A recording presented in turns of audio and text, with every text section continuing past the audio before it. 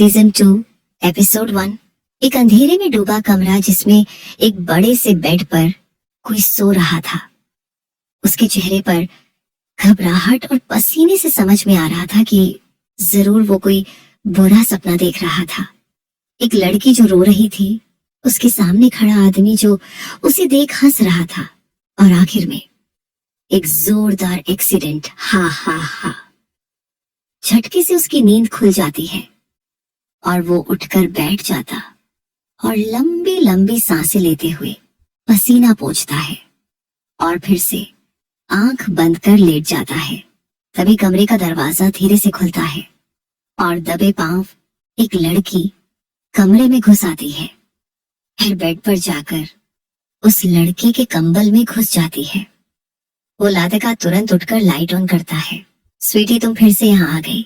वो लड़की भी कंबल से बाहर आती है। दोनों ही उम्र में बच्चे थे। लड़की की उम्र जहाँ 15 साल होगी, वही लड़की सिर्फ 10 साल की थी।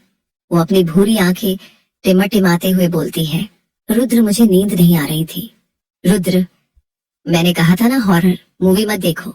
स्वीटी उससे चिपक कर बोलती है, आज के बाद नहीं देखूंगी, प्लीज डांटना मत। उसका मासूम सा चेहरा देख रुद्र पिघल जाता है।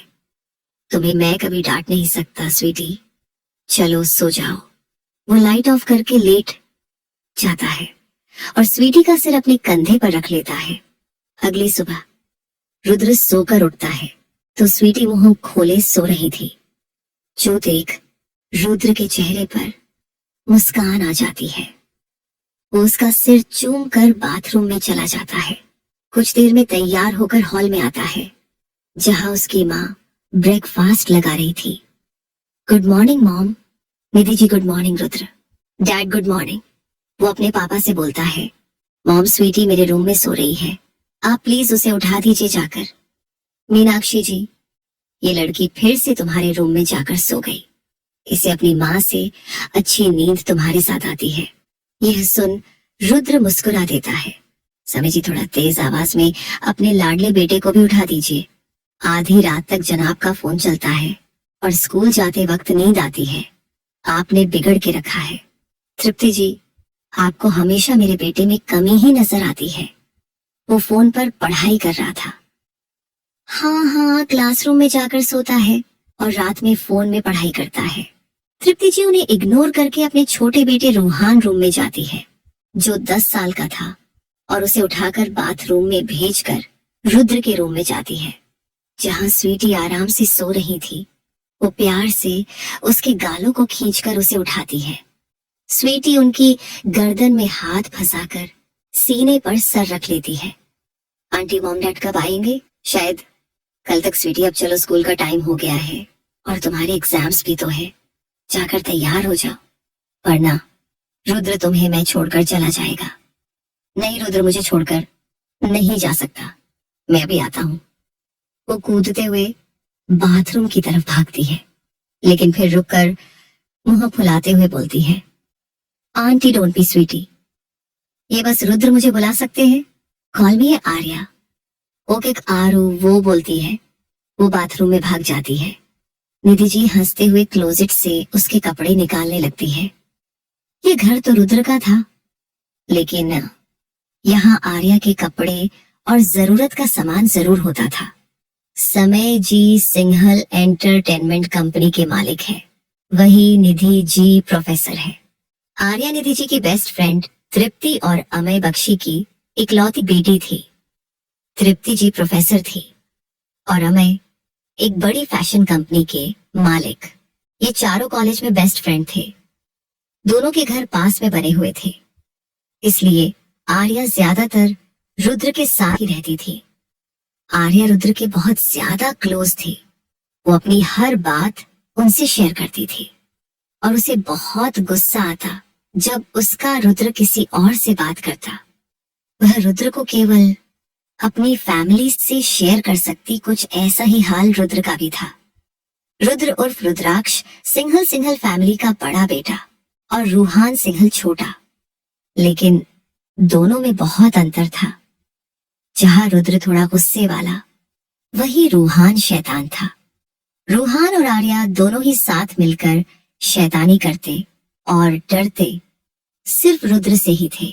निधि जी, समय जी और रुद्र डाइनिंग टेबल पर बैठे रूहान और आर्या का इंतजार कर रहे थे। आर्या भागते हुए स्कूल ड्रेस में वहां आती और उन सबको गुड मॉर्निंग बोलती है।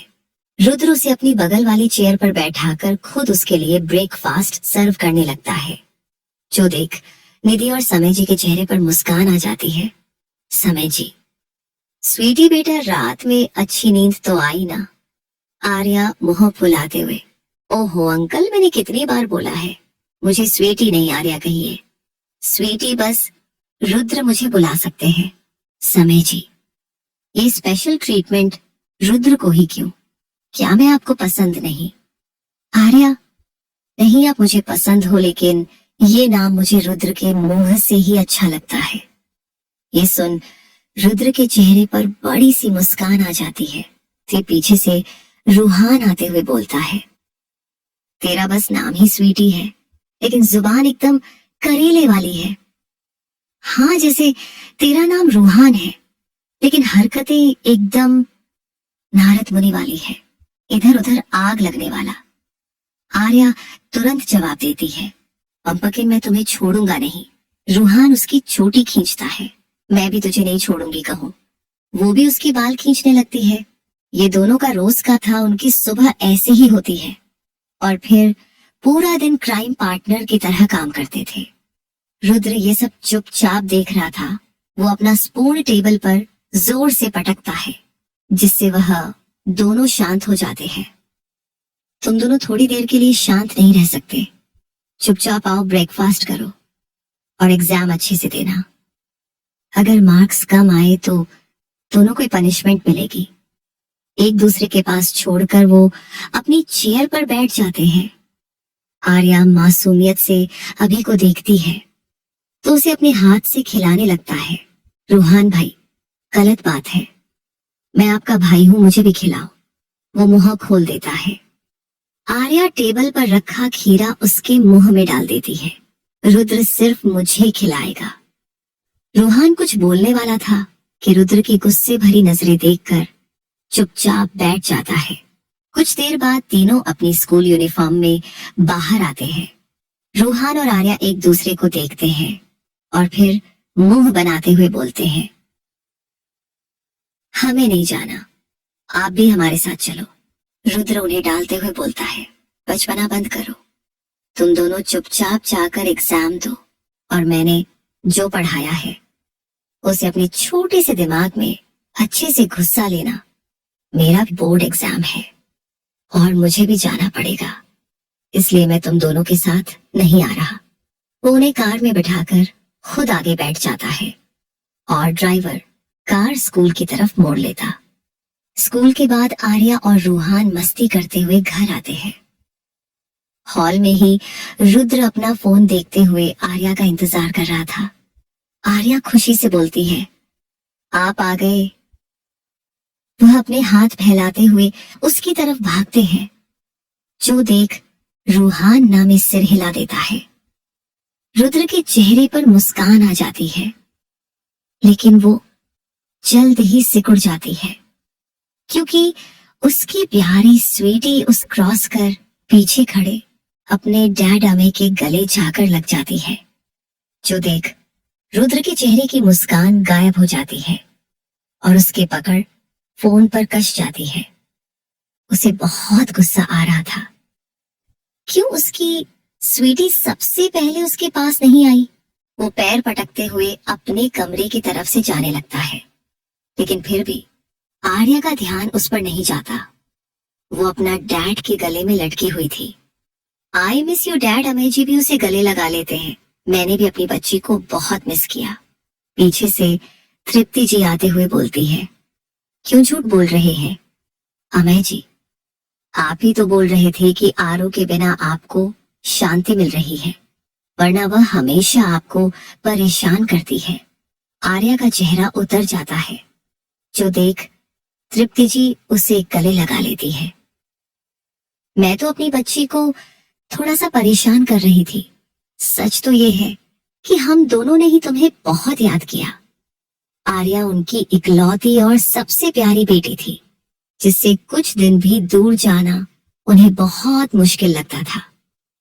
रुद्राक्ष गुस्से से अपने कमरे में जाता है और बेड की पिलो इधर उधर फेंकते हुए बोलता है, मुझे इतना गुस्सा क्यों आ रहा है? जब से वह सपने आने शुरू हुए हैं, तब से स्वीटी के लिए और भी ज्यादा पजेसिव होने लगा हूं। ये हो क्या रहा है मुझे? वो अपना सिर पकड़कर बैठ जाती है। कुछ देर बाद उसके कमरे का दरवाजा खुलता है तो उसकी नजर उधर चली जाती है। आर्या अपना सिर अंदर करके इधर उधर देखती है और फिर जाकर उसकी गोद में चढ़ जाती है। Rudra, I missed you so much. Rudra, सच में? ऐसा है तो तुम पहले मुझसे क्यों नहीं मिली? तुमने मुझे एकदम इग्नोर कर दिया। आर्या, मैंने 5 दिन बाद डैड को देखा ना, इसलिए आई मिस्ड हिम। रुद्र, तुम उनसे बाद में भी मिल सकती थी ना? आर्या मुंह बनाते हुए, तुम क्या बोल रहे हो? मेरी समझ में नहीं आ रहा। मुझे भी रुद्राक्ष धीरे बोलता है। हाँ, कुछ कहा तुमने? नहीं, तुम चलो, मैं भी बाहर आता हूँ। वो पुदकते हुए बाहर भाग जाती है। रुद्राक्ष कुछ देर अपनी सोच से बाहर आता है और बाथरूम में चला जाता है। शावर के नीचे खड़े होकर वो आंखें बंद करता है। उसे फिर कुछ धुंधले दृश्य नजर आने लगते हैं, जहां एक लाड़का किसी लड़की से बोलता है, तुम मेरा प्यार नहीं ऑब्सेशन हो। वो लड़की गुस्से से चीखती है, जिससे रुद्र की आंखें खुल जाती हैं और वो गहरी गहरी सांसें लेने लगता है। ये कैसा सपना था? और वो दोनों कौन थे? उस लड़की की आवाज में कितना दर्द था। कुछ देर बाद बाहर आकर चेंज करता है और हॉल में चला जाता है, जहां समय और निधि जी रूहान की किसी बात के लिए डांट रहे थे। वो इधर उधर देखते हुए बोलता है, माम स्वीटी कहाँ है? निधि जी, अमय भाई साहब को कुछ काम था, इसलिए वो उसे लेकर चले गए। ये सुन रुद्र को फिर से गुस्सा आने लगता है। रूहान, ये क्या अनर्थ हो गया भाई? आपकी प्यारी स्वीटी आपसे मिले बिना ही चली गई। मुझे आपके लिए बुरा लग रहा था, आपकी स्वीटी तो बेवफा निकली। ये सुन रुद्र दांत पीसते हुए उसे घूरता है। बहुत जुबान चल रही है ना तुम्हारी, चलो आज तुम मेरे साथ बैठकर पढ़ाई करो। ये सुन रूहान के चेहरे पर घबराहट आ जाती है। वो मदद के लिए अपने माँ पापा को देखता है। समय जी बहुत शौक है ना अपने भाई को तंग करने का, अब भुगतो। रुद्र उसे खींचकर अपने साथ ले जाता है। आज पूरा दिन उसे पढ़ाई ही करनी थी। रुद्राक्ष अपनी फैमिली के संग बैठकर ब्रेकफास्ट कर रहा था। तभी समय जी बोलते हैं, रुद्र, अब तुम्हारे बोर्ड्स भी खत्म हो चुके हैं और तुम्हें मेरा बिजनेस ही संभालना, इसलिए तुम्हें आगे की पढ़ाई के लिए लंदन जाना होगा। रुद्र, ओके के dad. Ruhaan, it's not okay भाई, आप यहाँ रहकर भी तो पढ़ाई कर सकते हैं। इंडिया में भी अब अच्छी यूनिवर्सिटी है, इसलिए फिर बाहर जाने की क्या जरूरत? मैं आपके बिना नहीं रह पाऊंगा और आरो भी नहीं।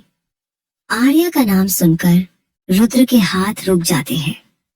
वो अपने डैड को देखता है तो वो बोलते हैं, मैं जानता हूं तुम मुझसे बहुत अटैच हो, लेकिन अभी तुम्हें कैरियर पर फोकस करना है। कल शाम को ही तुम जा रहे हो। निधि जी, अभी रहने दीजिए ना, समय वो बच्चा है। समय जी, नहीं, अब वो बड़ा हो चुका है और उसे अपनी जिम्मेदारियां उठानी होंगी, समझ गए? वो हाँ में सिर हिला देता है। ठीक है, लेकिन उसे मत बताना, वरना वो मुझे जाने नहीं देगी। रूहान भाई, अगर आप बिना बताए गए तो उसे हर्ट होगा। रुद्र उसकी बात को इग्नोर करके आगे बोलता है, पैकिंग मेरी मदद कर दीजिए, मैं कल नहीं बल्कि आज शाम को ही जाऊंगा। कॉलेज ज्वाइन करने से पहले थोड़ा घूमना चाहता हूँ। रुद्राक्ष अपने रूम में चला जाता है और सोचता है, जिस हालत में मैं हूँ, ऐसे में मेरा तुमसे दूर जाना ही सही रहेगा स्वीटी, और यह बात मैं तुम्हें समझा नहीं पाऊंगा, इसलिए बिना बताए जाऊंगा। पर जाने से पहले आखिर बार तुमसे मिलना है। बख्शी हाउस, अमय, तृप्ति जी और आर्या किचन में थे। आरू आराम से एक बड़े से बाउल में अमय जी की बनाई आइसक्रीम खा रही थी। तृप्ति जी, ये तीसरा बाउल लास्ट है, इसके बाद एक चम्मच भी आइसक्रीम नहीं मिलेगी दोनों बाप बेटी को। समझते ही नहीं कि सुबह सुबह इतना आइसक्रीम खाओगे तो बीमार हो जाओगे। अमय जी, तृप्ति, हम दोनों बहुत मजबूत हैं, हमें कुछ नहीं होगा। क्यों आरू? Arya, yes dad. आरू और अमय जी दोनों को ही आइसक्रीम बहुत पसंद थी। तभी रुद्राक्ष वहां पर आ जाता है। तृप्ति जी, रुद्र बेटा तुम आओ, बैठो। रुद्र सुनते ही आर्या पलटकर रुद्राक्ष को देखती है और उसके पास जाकर खड़े हो जाती है और अपना छोटा चम्मच आगे कर बोलती है, रुद्र, आइसक्रीम टेस्ट करो, डैड ने बहुत टेस्टी बनाई है। रुद्र उसके हाथ से बोल छीन लेता है। आर्या, मैंने कहा एक बाइट खाओ, ये छीनने को निकाला हूं मुझे। रुद्र, अब और आइसक्रीम नहीं, मुझे यकीन है अब तक तुमने 2 से 3 बाउल तो खत्म कर दिए होंगे। आर्या, तुम बहुत बुरे हो, आई हेट यू। न जाने क्यों इतना सुनते ही उसके चेहरे के एक्सप्रेशन खराब हो जाते हैं और उसे फिर से वही धुंधले दृश्य दिखाई देने लगते हैं जहां एक लड़की रोते हुए सामने खड़े आदमी से बोलती है, मैं तुम्हें कभी माफ नहीं करूंगी और ना ही कभी पसंद करूंगी। आई हिट यू, यू रुद्रयान, आई हिट यू। आज पहली बार रुद्र को अपने सपने के किसी किरदार का नाम पता चला था। घबराहट से उसके हाथ से आइसक्रीम छूट जाती है और तेज आवाज से बाउल नीचे गिरता है। जो देख सब है, रानी से उसे देखने लगते हैं। अमय जी उसके कंधे पर हाथ रखकर बोलते हैं, रुद्राक्ष क्या हुआ? वो अपनी सोच से वापस आता है। सॉरी अंकल, गलती से छूट गया। कोई बात नहीं, परेशान मत हो, मैं सर्वेंट से बोलकर ये साफ कराती हूँ, तृप्ति जी जवाब देती है। आर्या गुस्से से अपने कमरे की तरफ भाग जाती है। तृप्ति जी, ये लड़की बहुत बिगड़ गई है। अब इसमें गुस्सा करने वाली कौन सी बात थी? अभी मैं देखता हूँ आंटी। वो जाने लगता है तो अमय जी उसे रोककर बोलते हैं, तुम कल लंदन जा रहे हो।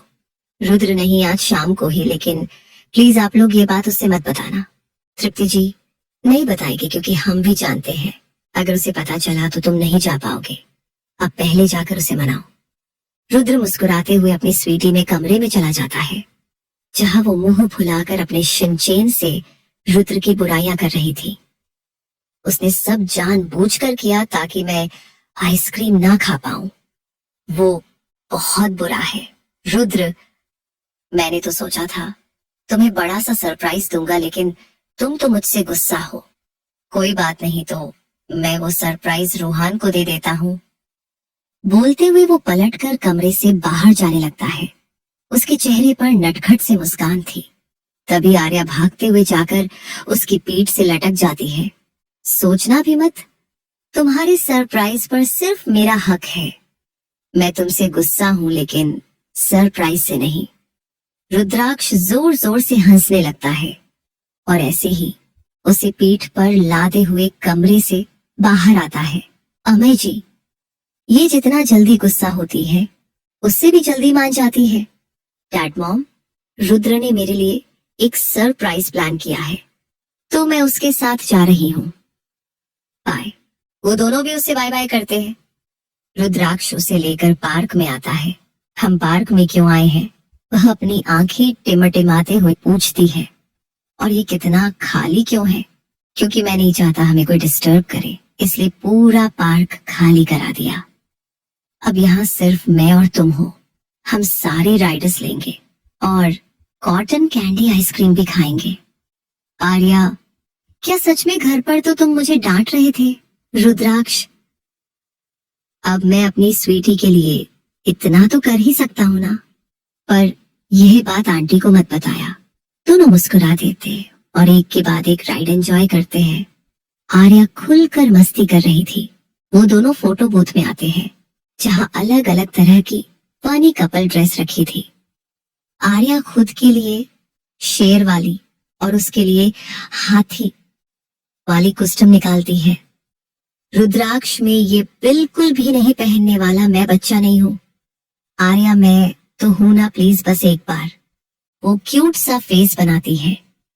रुद्राक्ष नमी सिर हिलाता है तो उसकी आंखें भर आती है। रुद्राक्ष ओके। ये सुनते ही आर्या खुशी से उछल पड़ती है। उसे पता था रुद्राक्ष उसकी आंखों में आंसू नहीं देख सकता। दोनों अपने कपड़े पहनते हैं और ढेर सारी फनी फोटो लेते हैं। कुछ देर बाद दोनों बाहर आते हैं।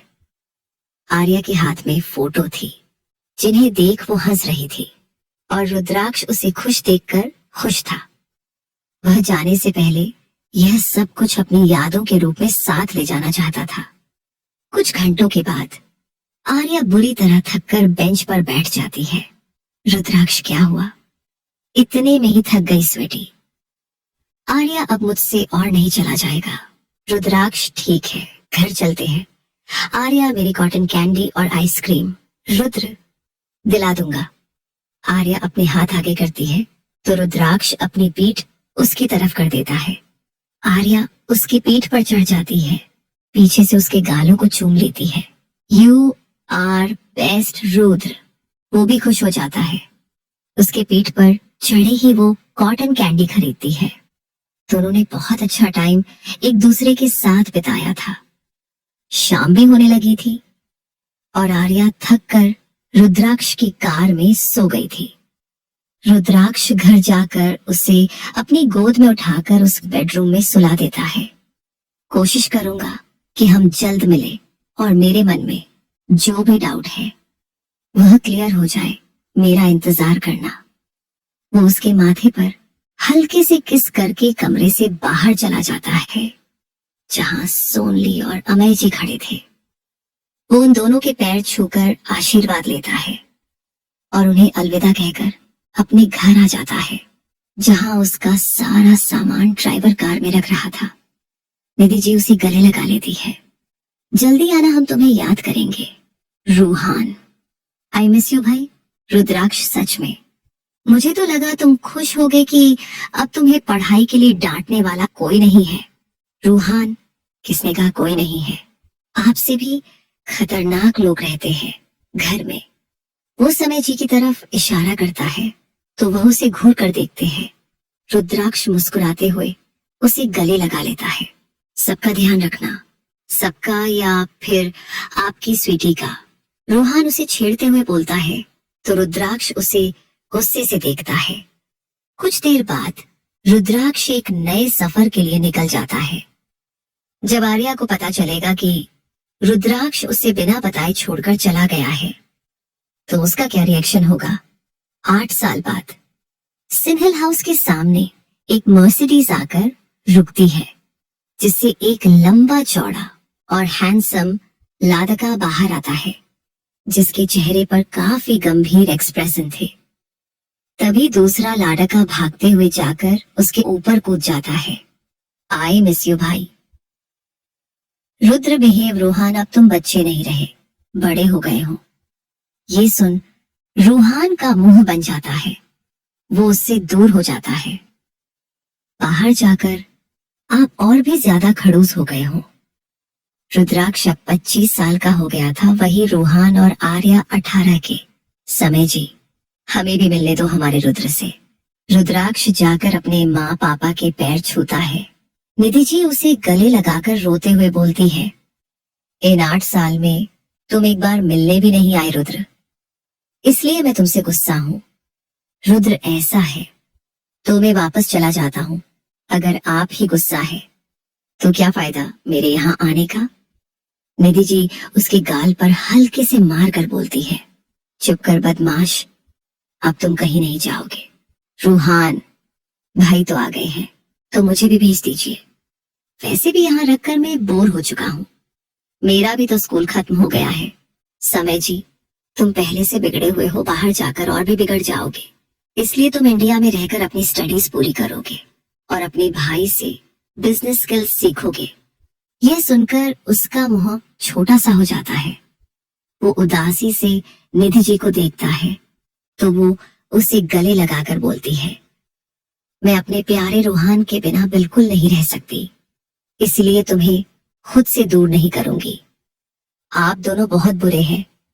आई हेट यू, वो बोलता है तो सब हंस पड़ते हैं। रुद्रयान का ध्यान अपने घर से थोड़ी दूर बने घर पर था, जहां उसकी स्वीटी रहती थी। रुद्राक्ष ने उसके बिना इतने साल कैसे बिताए थे, यह सिर्फ वही जानता था। समय जी रुद्राक्ष के पीछे खड़े लड़के को देखते हैं। आर्यन, कैसे हो तुम? आर्यन, मैं ठीक हूँ अंकल। निधि जी, तुम सब अंदर तो चलो। वह सब घर के अंदर चले जाते हैं। आर्यन रुद्राक्ष का क्लासमेट और उसका इकलौता दोस्त था। रुद्राक्ष उसे अपना असिस्टेंट बनाना चाहता था और आर्यन को भी इससे कोई दिक्कत नहीं थी, इसलिए वह भी इंडिया आ गया था। सब बैठकर बातें कर रहे थे कि अमय और तृप्ति जी भी वहां आ जाती है। अमय, अभी बेटा कैसे हो तुम? रुद्र उन दोनों के पैर छूता है। मैं ठीक हूं अंकल। उसका ध्यान पीछे दरवाजे पर ही था, मानो अभी वहां से उसकी स्वीटी आकर उसके ऊपर कूद जाएगी और उससे ढेर सारी शिकायत करेगी। बाकी सभी भी ये महसूस करते हैं, लेकिन कोई कुछ नहीं बोलना। तृप्ति जी, रुद्र, तुम तो बहुत हैंडसम हो गए हो। पक्का कॉलेज की आधी लड़कियों तुम पर मरती होगी। वैसे तुमने कोई पटाई या नहीं? रुद्र मुस्कुराते हुए, आपके होते मुझे किसी और को पटाने की क्या जरूरत।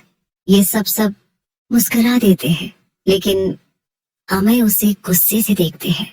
निधि और तृप्ति जी किचन में जाकर रुद्राक्ष की पसंद का खाना बनाने लगती है। बाकी सब बैठकर बातें करने लगते हैं।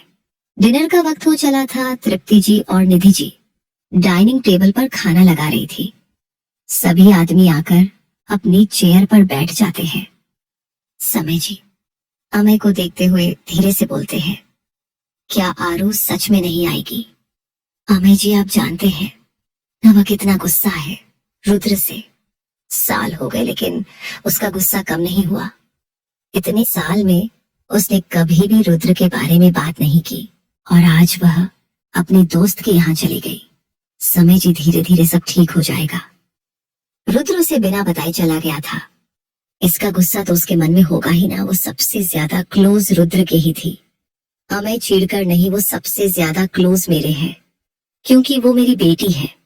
समय जी सिर हिला देते हैं, क्योंकि वो अमय जी की इस आदत को अच्छे से जानते थे। डिनर के बाद अमय और तृप्ति जी अपने घर चले जाते हैं। बाकी सब भी आराम करने के लिए अपने कमरे में। रुद्राक्ष अपने कमरे की बालकनी में खड़ा होकर आर्या के घर की तरफ देखता है। क्या तुम सच में मुझसे नहीं मिलना चाहती स्वीटी? अगली सुबह रुद्राक्ष रेडी होकर अपने कमरे से बाहर आता है, लेकिन आर्यन हाल में बैठकर रूहान के साथ गप्पे मार रहा था। रुद्र, आर्यन, तुम अभी तक तैयार क्यों नहीं हुए? हमें 10 बजे ऑफिस पहुंचना है। आर्यन, अंकल ने कहा है कि तुम कल से ऑफिस ज्वाइन करोगे। आज तुम्हारे लिए वेलकम पार्टी रखी गई है, जहां पर हमारे सभी बड़े शेयर होल्डर्स और खास लोग होंगे। रुद्राक्ष, इसकी क्या जरूरत है? डेड। समय जी, जरूरत है। समझे, पार्टी के लिए अच्छे सा तैयार होकर आना। तुम्हारे भाई ने तो पहले से ही तैयारी करके रखी है। वह अपने कमरे में जाने लगता है कि तभी रूहान भागते हुए आता है। समय जी, क्या हुआ? तुम इतनी जल्दी में क्यों हो? रूहान, डैड, मैं पंपकिन से मिलने जा रहा हूँ। अगर थोड़ा सा भी लेट हुआ तो वो मुझे कच्चा चबा जाएगी। आर्या का नाम सुनकर रुद्राक्ष के कदम वहीं रुक जाते हैं। बीते 9 सालों में उसने आर्या की कोई खबर नहीं ली थी। ऐसा नहीं था कि वो उसे याद नहीं करता था। बीते कुछ सालों में उसे ऐसा लगने लगा था कि फ्यूचर में वो आर्या को हर्ट करेगा, और उसे ऐसा महसूस होता था कि उसके सपने का उसकी जिंदगी से कोई ना कोई कनेक्शन तो है। बस इसलिए वो आर्या से दूर रहना चाहता था। लेकिन इतना सालों में भी वो आर्या को भुला नहीं पाया, बल्कि उसकी फीलिंग्स और भी ज्यादा स्ट्रांग हो गई। रूहान भागते हुए बख्शी हाउस पहुंचता है, जहां उसे हाल में है आर्या बैठी मिल जाती है, जो पूरी तरह उसे घूर रही थी। आर्या भी अब बड़ी हो चुकी थी, लेकिन अब भी बहुत क्यूट थी। वो अपनी वॉच देखते हुए बोलती है, तुम पूरे 17 मिनट लेट हो। रूहान, रास्ते में मुझे ट्रैफिक मिल गया था। आर्या, अच्छा मुझे तो पता ही नहीं कि हम दोनों के घर के बीच में हाईवे कब से बन गया। बहाने बनाना बंद करो, समझे कद्दू कहीं के। रूहान, ठीक है, पंपकिन बहाने नहीं बना रहा। सच कहूं तो रुद्र भाई की वजह से लेट हो गया। रुद्र का नाम सुनते ही आर्या गुस्से से अपने दांत भींच लेती है और अपने कंधे से उसके कंधे पर टक्कर मारते हुए आगे बढ़ जाती है। रूहान उसके पीछे भागता है। आज दोनों कॉलेज में एडमिशन के लिए जाने वाले थे। अपने घर की छत पर खड़े रुद्राक्ष की नजर उन दोनों पर जाती है। आर्या की पीठ उसकी तरफ थी, वहीं आर्या को भी उसके आसपास होने का एहसास हो जाता है। वो घर का गेट खोलते हुए रुक जाती है। रूहान, क्या हुआ पंपकिन, अब तुम्हें लेट नहीं हो रहा? आर्या पलटकर सिंगल हाउस की तरफ देखती है, लेकिन रुद्र तुरंत छुप जाता है। रूहान, अब चलो भी। आर्या कार में बैठ जाती है। रुद्राक्ष उसकी जाति कार देख बोलता है, बदला सिर्फ तुम्हारा अंदाज है, पर सूरत सिरत वही है जिस पर मैं मर मिटने को तैयार हूँ। हर जन्म तेरा बनने को तैयार हूँ। रूहान और आर्या कॉलेज चले जाते हैं। उन्हें आज एडमिशन जो लेना था, एडमिशन की फॉर्मेलिटी खत्म होते होते दोपहर हो चुकी थी। आर्या, मैं बहुत थक चुकी हूँ, चलो चलकर कुछ खाते हैं, फिर मैं मस्त घर जाकर सो जाऊंगी। रूहान, नहीं, पहले हम शॉपिंग पर जाएंगे। शॉपिंग क्यों? आर्या पूछती है। पंपकिन भाई के आने की खुशी में डैड ने आज पार्टी रखी है। आर्या, तुम्हारा भाई आया है तो मैं शॉपिंग क्यों करूं? आर्या, मुझे किसी पार्टी में नहीं जाना, मुझे बहुत काम है। रूहान, मानता हूँ पंपकिन तुम भाई से नाराज हो, लेकिन उन्हें भी समझने की कोशिश करो। वो नहीं चाहते थे कि तुम उन्हें जाता देख हर्ट हो। तुम्हें दुखी देख वो भी नहीं जा पाते, इसलिए उन्होंने तुम्हें नहीं बताया। आर्या, क्या तुम अपने भाई की वकालत करने आए हो? तो जाओ यहाँ से, मैं खुद घर चली जाऊंगी। रूहान, तुझे मेरी कसम है, तू मेरे साथ चल रही है। इतना सुनते ही आर्या उसे गुस्से से देखती है और फिर कार में जाकर बैठ जाती है। रूहान भी मुस्कुराते हुए कार में बैठता है और वह दोनों शॉपिंग के लिए चले जाते हैं। शॉपिंग करके आर्या का भी मूड थोड़ा अच्छा हो गया था। वो और रूहान आइसक्रीम लेकर कार के पास जाने लगता है कि तभी आर्या की नजर रोड किनारे बैठे छोटे छोटे बच्चों पर जाती है, जो ललचाई आंखों से उसकी आइसक्रीम देख रहे थे। आर्या को उस पर बहुत दया आती है। वो ढेर सारी आइसक्रीम खरीदती है और उन बच्चों में बांट देती है। ये देख बच्चे बहुत खुश हो जाते हैं और अपने घर की तरफ भाग जाता है। दूर गाड़ी में बैठा रुद्राक्ष सब देख रहा था। तुम पहले भी बहुत मासूम थी, स्वीट हार्ट, और अब भी हो। My sweet, you know my sweet heart. इस बार पहल में नहीं तुम करोगी। भगवान ने दूसरा जन्म और पुरानी यादें दी हैं मुझे। मैं इस बार पहले जैसे गलती नहीं दोहराऊंगा। तुमसे मेरा ऑब्सेशन उतना ही है, लेकिन इस बार प्यार की हद तक तुम पार करोगी। इस बार तुम्हें मेरे करीब आना होगा और मैं तो हूं ही तुम्हारे इंतजार में। रुद्राक्ष ने लंदन जाने के एक दिन पहले ही रात को वो सपना देखा था, लेकिन इस बार उसे सब साफ दिखाई दे रहा था।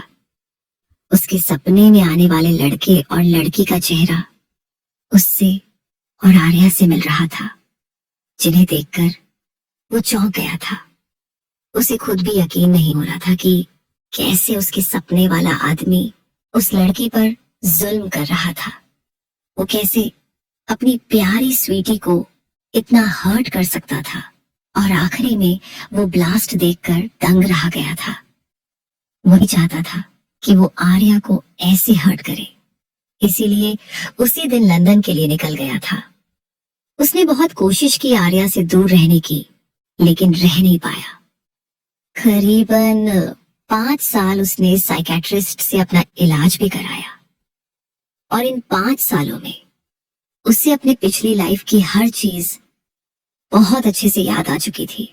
एक पल को तो उसे यकीन भी नहीं हुआ था कि वह आर्या को किसी भी जन्म में हर्ट कर सकता है, लेकिन इस बार वो अपनी गलती सुधरेगा।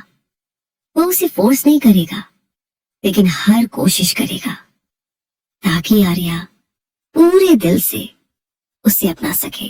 रात का वक्त सिंगल हाउस के बड़े से गार्डन में ही पार्टी की अरेंजमेंट की गई थी। पूरा गार्डन लाइट्स और फ्लावर से डेकोरेट था और कई बड़े बिजनेसमैन वहां पर थे। स्पॉटलाइट एंट्री गेट के पास जाकर रुकती है और रुद्राक्ष वहां नजर आता है, जिसमें ब्लैक एंड व्हाइट श्रीपी सूट पहना हुआ था और अपने बालों को अच्छे से सेट किया हुआ था। उसके है रसम फेस को देखकर वहां मौजूद लड़कियों के दिल उस पर फिसलने लगे थे। निधि जी और तृप्ति जी दूर से ही उसकी नजर उतार लेती है। समय जी माइक में बोलते हैं, ladies and gentleman please welcome my elder son Rudraksh Singhal. सब लोग जोर जोर से तालियां बजाने लगते हैं। रुद्राक्ष भी उन्हें हेलो बोलता है। ज्यादा बात करना उसकी आदत नहीं थी। कई बिजनेसमैन उससे बात करने के लिए आने लगते हैं, क्योंकि उन्हें पता था कि वही सिन्हल फैमिली का बिजनेस संभालेगा। रूहान और आर्यन भी आकर उन्हें ज्वाइन करते हैं। वह दोनों भी आज बहुत है कसम लग रहे थे। रुद्राक्ष की नजरें बार बार एंट्री गेट पर ही जा रही थी। उसे अपनी स्वीट हार्ट का बेसब्री से इंतजार था। क्या वो आएगी? ऐसे ही ख्याल उसके दिमाग में आ रहे थे और जल्द ही उसका इंतजार पूरा होता है। आर्या अपने गाउन को संभालते हुए एंटर करती है। उसने व्हाइट कलर का गाउन पहना था, जिस पर ब्लैक कलर के स्टोन से 2 बर्ड्स पर बने हुए थे। उसकी ड्रेस रुद्राक्ष के कपड़ों से मैच कर रही थी। कमर रुद्राक्ष की तो नजरें उस पर ठहर गई थी। हाँ, वह बचपन से अपनी स्वीटी को जानता था, लेकिन असल मायनों में वो आज अपनी स्वीट हार्ट से मिला था, पूरे 25 साल बाद। क्योंकि वह ब्लास्ट जिसमें रुद्राक्ष आर्या की मौत हुई थी, उसे हुए 25 साल बीत चुके थे। तुम्हारे लिए मेरा जुनून इतना गहरा था कि हमारी किस्मत ने हमें दोबारा मिला ही दिया स्वीट हार्ट। कहा था ना, आर्या सिर्फ रुद्राक्ष के लिए बनी है। और इत्तेफाक तो देखो ना, शक्ल बदली और ना नाम। मेरे पास पुरानी यादें हैं ताकि मैं अपनी गलतियां सुधार सकूं, लेकिन तुम सब भूल गई ताकि वो पुरानी बुरी यादें हमारे नए रिश्ते पर हावी ना हो। आर्या की नजर भी रुद्राक्ष पर जाती है और वह उसे देखती रह जाती है। 8 साल बाद उसका सामना हुआ था। वो पहले से भी ज्यादा है रसम और चार्मिंग हो चुका था। उसके एब्स और मसल्स आर्या को अट्रैक्ट कर रहे थे। दोनों की नजरें टकराती हैं और वो एक दूसरे को देखने लगते हैं। रूहान की भी नजरें दोनों पर जाती है। वो आर्या को देखते ही हाथ हिलाता है, पंपकिन इधर आओ। पंपकिन सुनते ही आर्या गुस्से से रूहान को देखती है और उसके पास जाकर बोलती है, कहूं सबके सामने मुझे पंपकिन क्यों बुला रहे हो? रूहान अपने कान पकड़ लेता है। आर्यन एक्साइटमेंट में अपना हाथ आगे करता है। हेलो, आई एम राजात। आर्या भी उसे है लो बोलती है, लेकिन वो रुद्र को पूरा इग्नोर कर रही थी। तभी अमय और समय जी उनके पास आ जाते हैं। तुम सब यहाँ क्यों खड़े, क्यों जाओ जाकर डांस करो। रुद्राक्ष एक नजर आर्या को देखता है और फिर उसके आगे अपने हाथ बढ़ाता है, लेकिन आर्या उसे इग्नोर कर रूहान का हाथ पकड़कर डांस फ्लोर की तरफ बढ़ते हुए बोलती है, चल रूहान, हम डांस करते हैं। फालतू लोगों के बीच हमारा क्या काम।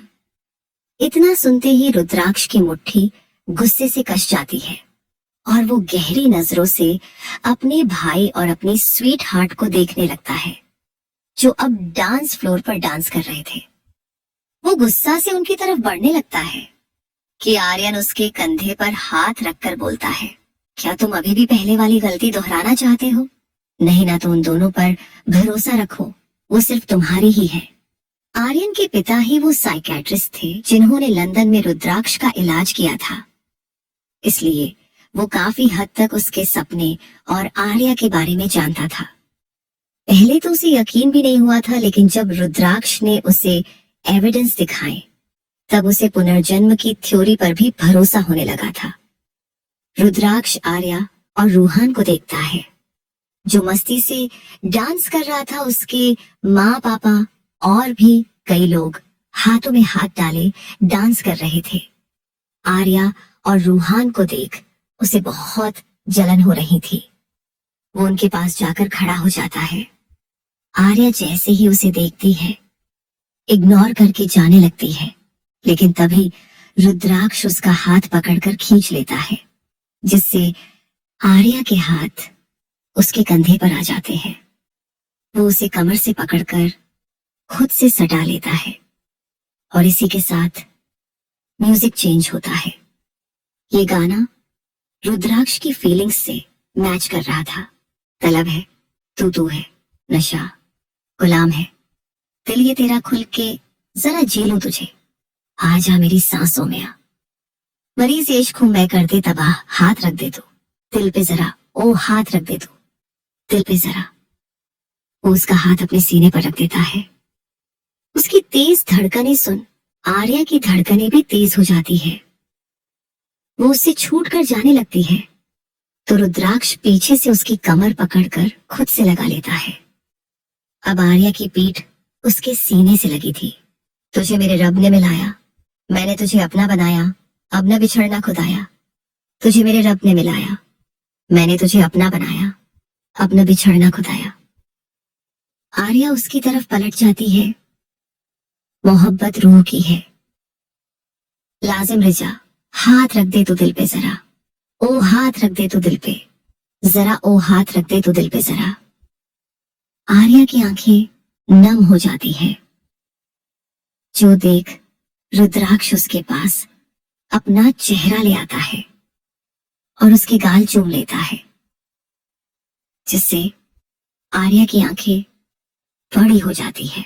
रुद्राक्ष उसे देखते हुए आगे की लाइन गाता है, चाहा तुझे मैंने वफा से, मांगा तुझे मैंने दुआ से, पाया तुझे तेरी अदा से, चाहा तुझे मैंने वफा से, मांगा तुझे मैंने दुआ से, पाया तुझे तेरी अदा से, करम हद से है ज्यादा मुझ पे तेरा है, ओ हाथ रख दे तू दिल पे जरा, हाथ रख दे तू दिल पे जरा, ओ हाथ रख दे तू दिल पे जरा। आखिर में वो उसे गले लगा लेता है। गाना खत्म होते ही वहां तालियों को गड़गड़ाहट शुरू हो जाती है, जो सुन आर्या होश में आती है। रुद्राक्ष को धक्का देकर बार काउंटर के सामने जाकर खड़ी हो जाती है। उसकी सांसें अभी तक तेज थी। अमय, तृप्ति और समय, निधि जी चारों ध्यान से उन दोनों को ही देख रहे थे। अमय जी, मुहाम बनाते हुए तुम्हारा बेटा कितना चिपकू है, देखो तो कैसे मेरी बेटी को तंग कर रहा है। समय जी, जैसी दोनों की हरकतें हैं, मुझे ऐसा लग रहा है कि कहीं मेरा बेटा ही तुम्हारा दामाद न बने। अमय जी, ऐसा कभी नहीं होगा, मैं अपनी बेटी की शादी नहीं करूंगा, वो जिंदगी भर मेरे साथ ही रहेगी। तृप्ति जी उनके पेट में कोहनी मारती है। क्या बकवास कर रहे हैं, उनके पेट पर मरते बोलते हैं, क्या बकवास कर रहे हैं। निधि जी, आप दोनों कुछ भी सोचते हैं, आपने देखा नहीं आर्या कैसे रुद्राक्ष को इग्नोर कर रही है। जरूर रुद्र उसे मनाने की कोशिश कर रहा है। रूहान जाकर आर्या के बगल में खड़ा हो जाता है। क्या केमिस्ट्री थी पंपकिन तुम्हारे और भाई के बीच, दोनों के बीच। मेरी तो नजर ही नहीं हट रही थी। तुम दोनों एक दूसरे में ऐसा खोए थे कि जगाने के लिए तालियां पीटनी पड़ी। आर्या उसे ऐसे घूरती है मानो कच्चा चबा जाएगी। अगर तुमने एक भी शब्द और बोला तो मैं तालियां नहीं बल्कि तुम्हें पीट दूंगी। रूहान उंगलियों से अपने मुंह पर जीभ बंद करने की एक्टिंग करता है। वो ड्रिंक का गिलास उठा लेती है। तभी रुद्राक्ष पीछे से आकर उसका हाथ पकड़ लेता है। तुम ड्रिंक क्यों कर रही हो? ये तुम्हारी हेल्थ के लिए अच्छी नहीं है। आरू का गुस्सा से बरस पड़ती है। आप कौन होते हैं ये डिसाइड करने वाले मेरे लिए क्या अच्छा है और क्या नहीं? मुझसे दूर रहिए, समझे? ये बोल वो गिलास काउंटर पर पटकती है और अमय जी के पास जाकर बोलती है, डैड मैं थक गई हूँ तो घर जा रही हूँ। निधि जी थोड़ी देर और रुक जाती। वो उन्हें साइड हक करके बोलती है, कल फिर आ जाऊंगी आंटी भैया। वो वहां से चली जाती है। रुद्राक्ष उसे गुस्से से जाते देख रहा था। गुस्से से वो कांच का ग्लास हाथ में ही फोड़ देता है, जिससे उसके हाथ से खून बहने लगता है। रूहान, ओ गॉड भाई, कितना खून निकल रहा है। आर्यन, ये क्या पागलपन है? रुद्राक्ष, देखो कितना खून निकल रहा है। इस पर पट्टी करनी पड़ेगी, चलो मेरे साथ। मुझे कहीं नहीं जाना। सुना तुम दोनों ने उसने क्या कहा? मैं कौन हूँ? वो ऐसा कैसे बोल सकती है? रूहान, शांत हो जाइए भाई, वो बस गुस्से में है। मॉम ने ये बहता खून देख लिया तो पैनिक करने लगेगी। आर्यन, मैं इसे लेकर जाता हूँ। रूहान, तुम अंकल आंटी को संभाल लेना। वो रुद्राक्ष को लेकर चला जाता है और रूहान अपने मॉम डैड के पास, जो किसी क्लाइंट से बात कर रहे थे। आर्यन रुद्राक्ष को लेकर उसके कमरे में जाता है और उसे बेड पर बिठाकर ड्रार से फर्स्ट एड बॉक्स निकालता है और उसके हाथ में चुभे कांच को धीरे धीरे बाहर निकालने लगता है। आर्यन, खुद को हर्ट करके तुम्हें कुछ नहीं मिलेगा रुद्र। तुम्हें बोलते हो कि आर्या तुम्हारे बिना बताए जाने से बहुत हर्ट हुई थी और वह बहुत सॉफ्ट हार्टेड है, तो तुम ऐसे बच्चों सा बिहेव क्यों कर रहे हो? ऐसे गुस्सा करने से सिर्फ नुकसान ही होगा। तुमने कहा था ना कि पुरानी जिंदगी की यादों की वजह से तुम आर्या से दूर हुए थे, तो अब पुराना रुद्राक्ष मत बनो। अब तुम रुद्राक्ष राजवंश नहीं, रुद्राक्ष सिंघल हो। तुम्हारा वजूद ही अलग है, इसलिए शांति से काम लो। उसके पास जाओ और उसे मनाओ जब तक वो मान नहीं जाती। रुद्राक्ष, सही कहा तुमने। थैंक यू, तुम सच में मेरे सच्चे दोस्त हो। आर्यन माहौल लाइट करते हुए, वैसे क्या पुराने रुद्राक्ष ने किसी को इतने प्यार से थैंक यू बोला था? रुद्र उसे घूरते हुए, क्या तुम्हें उससे मिलना है? आर्यन हाथ ऊपर करके, मैं तो मजाक कर रहा था। रुद्राक्ष, मैं चला अपने स्वीटीना स्वीट हार्ट से मिलने। आर्या अपने कमरे में थी। वो मिरर के सामने अपनी ब्रेसलेट उतारते हुए तेज तेज चिल्ला रही थी, रुद्राक्ष सिंघल, आई हेट यू। पता नहीं तुम खुद को समझते क्या हो। जब मैंने कहा कि मुझे बात नहीं करनी तो क्यों जबरदस्ती कर रहे थे? दिखा तो ऐसे रहे थे जैसे ना जान मेरी कितनी केयर करते हैं, लेकिन सच तो ये है कि उन्हें मेरी बिल्कुल भी फिक्र नहीं। हाँ, ऐसा ही है। वो मेरी परवाह नहीं करते, क्योंकि अगर करते होते तो बिना बताए नहीं जाते। मैं उनसे बात नहीं करूंगी, और अगर इस बार उन्होंने मेरी मर्जी के बगैर मुझे टच पर किया तो मैं उनकी उंगलियां तोड़ कर रख दूंगी। वो पीछे से अपनी ड्रेस की जिप खोलते हुए बोलती है, मैं भी क्यों उनके बारे में सोच सोच कर अपना खून जला रही हूँ। मुझे उनसे कोई मतलब नहीं होना चाहिए। अब मैं वहां जाऊंगी कि नहीं, मुझे उनकी शक्ल भी नहीं देखनी। अरे खुल जा यार। वो झल्लाते हुए ड्रेस की चैन खींच रही थी, जो कि शायद उसकी ड्रेस में फंस चुकी थी। तभी उसे अपनी पीठ पर किसी के हाथ महसूस होते हैं। वो तुरंत शीशे में देखती है तो उसकी नजर रुद्राक्ष से टकरा जाती है। वह तुरंत पीछे होकर उसे धक्का देती है तो रुद्राक्ष की नजरें गहरी हो जाती है। तुमने मुझे धक्का दिया स्वीट हार्ट। आर्या, आप बिना पूछे किसी लड़की के कमरे में घुस सकते हैं और मैं आपको धक्का भी नहीं दे सकती। और ये क्या स्वीट हार्ट लगा कर रखा है? मेरा नाम आर्या है, रुद्राक्ष। लेकिन तुम तो मेरी स्वीट हार्ट हो ना। आर्या, लगता है आपका दिमाग खराब हो चुका है। वैसे आप यहाँ क्या कर रहे हैं? आपके लिए पार्टी रखी गई है। वहां जाइए, मेरे कमरे में कोई बिना परमिशन लिए आए मुझे पसंद नहीं। पर क्यों स्वीटी, पहले तो मुझे तुम्हारे कमरे में आने का पूरा हक था, तो अब क्यों नहीं? आर्या, क्योंकि पहले मैं पागल थी। मेरी पूरी दुनिया आपके आसपास घूमती थी। लेकिन जब आप मुझे अकेला छोड़कर गए तब होश आया कि आपके अलावा भी और लोग हैं जो दिल से मेरी परवाह करते हैं। ये बोलते हुए उसकी आवाज में नमी आ जाती है। बचपन से ही उसे रुद्राक्ष से अलग ही लगाव महसूस होता था। जब तक वो उसे देख न ले, उसे बेचैनी महसूस होती थी। जब उसे पता चला था कि रुद्राक्ष उसे बिना बताए चला गया है, तो उसे यकीन ही नहीं हुआ। और बाद में उसकी तबीयत भी बिगड़ गई। निधि जी और तृप्ति जी के समझाने पर वो संभल गई। लेकिन इन 8 सालों में रुद्राक्ष ने उससे बात तक नहीं की, और ये उसे सबसे ज्यादा चुभा था। वो उसका हाथ अपने कंधे से हटाकर बोलती है, मुझे जाने दो। रुद्र पीछे से उसे गले लगा लेता है। मुझे आपसे बात नहीं करनी। वो उसे पीछे धक्का देती है। तुम मुझे जितना दूर करोगी, मैं तुम्हारे उतना ही नजदीक आऊंगा। ये सुनते ही आर्या उसे देखने लगती है, तो रुद्राक्ष झुककर उसके गालों पर किस करता है, जिससे आर्या की धड़कनें ट्रेन की स्पीड से भागने लगती है। वो रुद्राक्ष के धक्का देती है, दूर रहिए मुझसे, और बाथरूम में भाग जाती है। लेकिन उसके लाल गाल रुद्राक्ष की तेज नजरों से छुप नहीं पाए थे।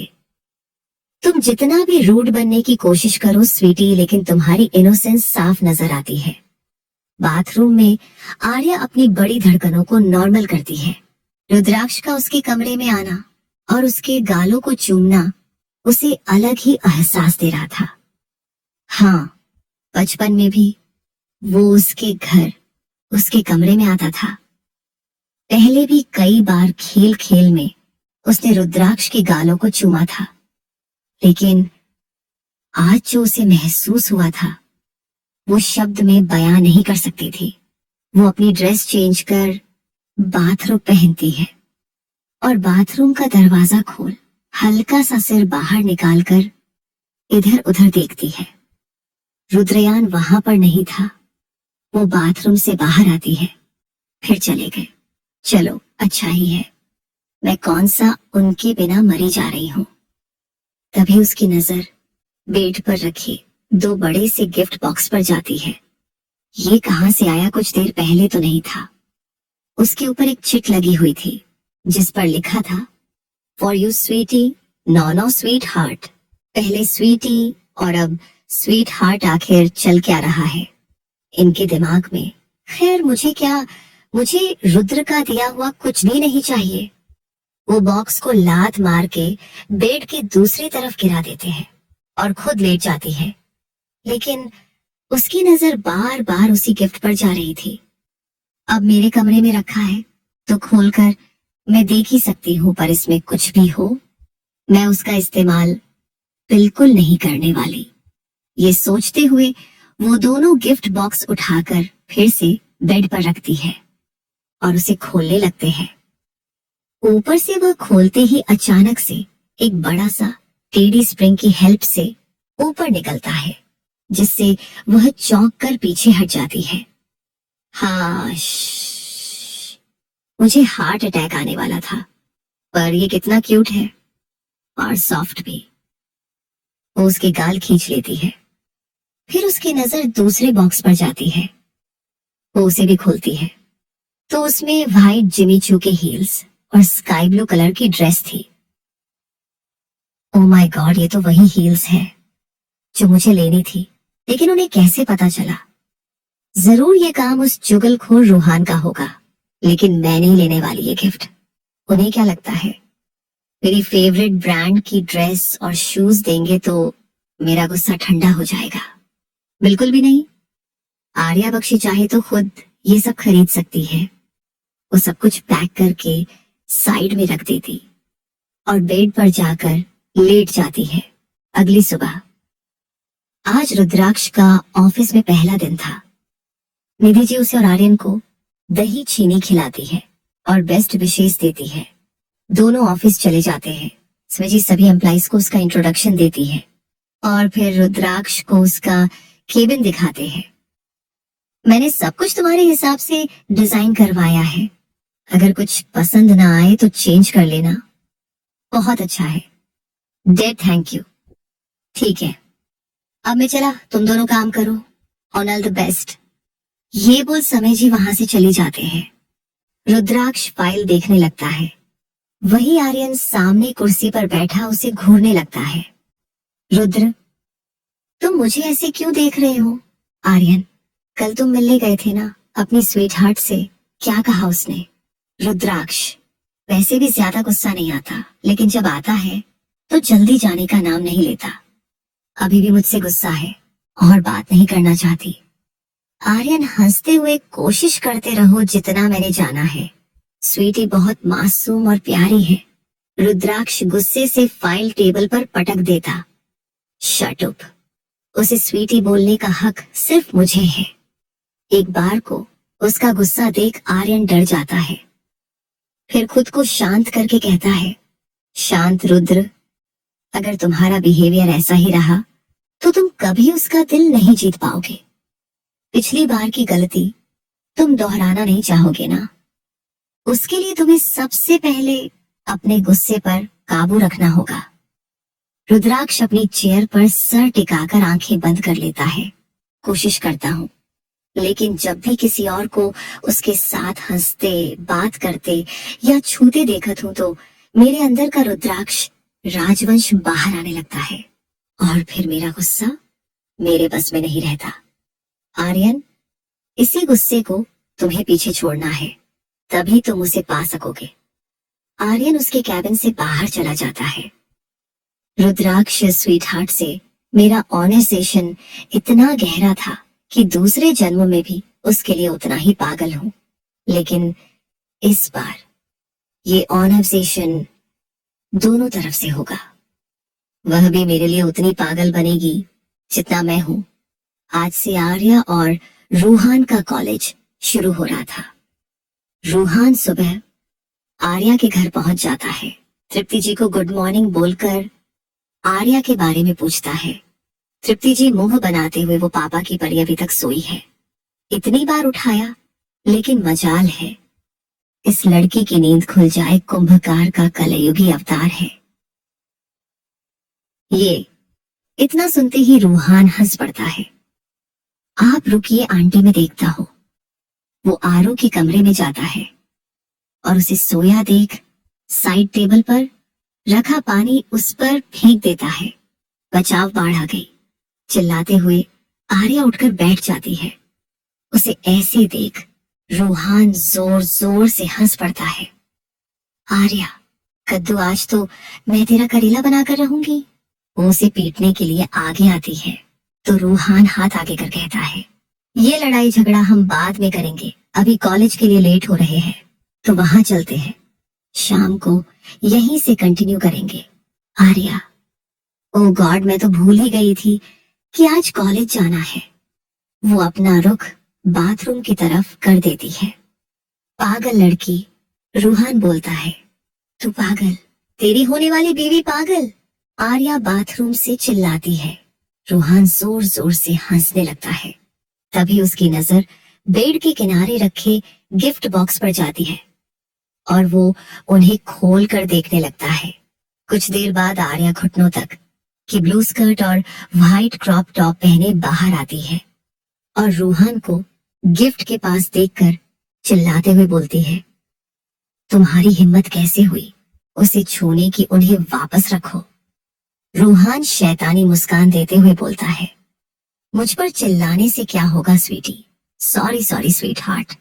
मुंह बंद करो, आर्या गुस्से से बोलती है।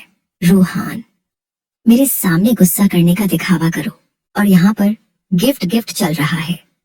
भाई तुमसे मिले थे और तुम्हें गिफ्ट भी दिया, इतनी इंपॉर्टेंट बात तुमने मुझे नहीं बताई, आर्या मुंह बनाते हुए। क्योंकि इम्पोर्टेंट नहीं है, ना ही ये गिफ्ट और ना ही तुम्हारे भाई समझे, और वैसे भी मैं ये वापस भेजने वाली थी। लेकिन क्यों? रूहान पूछता है। क्योंकि माँ कहती है अनजानों से तोहफा नहीं लेते, आर्या अपने बाल सही करते हुए बोलती है। रूहान, पंपकिन तू ये गलत कर रही है, आर्या अपना बैग उठाते हुए बोलती है। अब तुझे देर नहीं हो रही, चल मेरे साथ। दोनों कॉलेज के लिए निकल जाते हैं। रूहान अपनी स्पोर्ट्स कार पार्किंग एरिया में लगाता है और दोनों साथ साथ अंदर जाने लगते हैं। आर्या किसी डॉल की तरह खूबसूरत लग रही थी। वहां मौजूद सभी लड़कों का ध्यान बार बार उस पर ही जा रहा था। वही रूहान के है। रसम लुक को देखकर लड़कियां भी उससे नजर नहीं हटा पा रही थी। तभी एक लड़का सीटी बजाते हुए उनके आगे आकर रुक जाता है।